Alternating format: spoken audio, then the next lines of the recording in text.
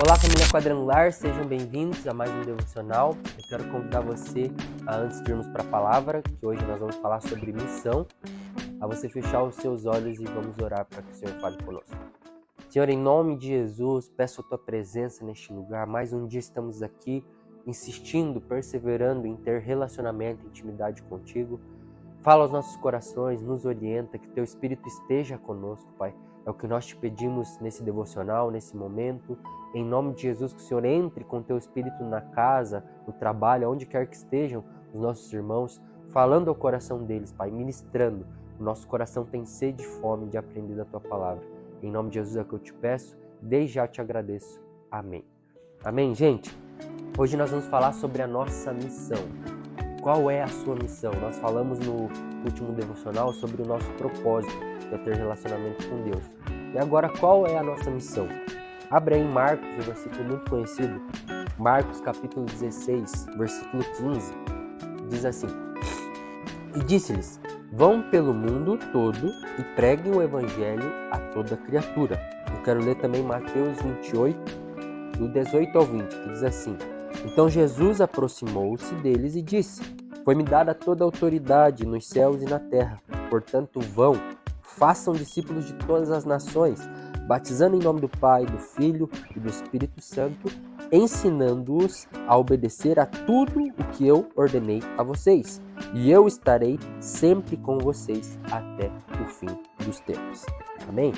Então, gente, hoje nós vamos falar sobre a nossa missão.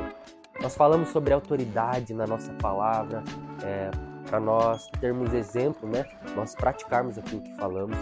E no último devocional nós falamos sobre o propósito de ter relacionamento com Deus. Hoje nós vamos falar sobre a nossa missão. O Senhor nos diz para ir. Ir é uma ação, a nossa missão.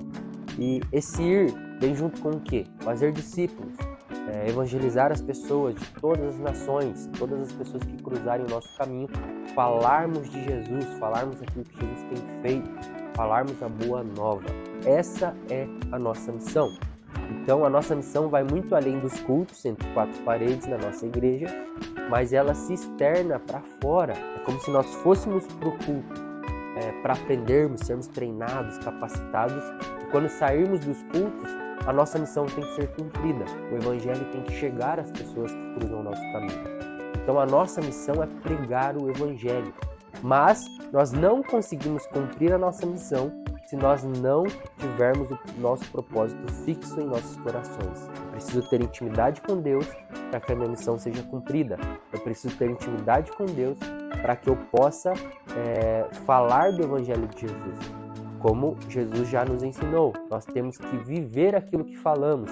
Então, para que nós possamos pregar sobre Jesus, nós precisamos conhecê-lo em particular. Então, a nossa missão e o nosso propósito, eles estão ligados.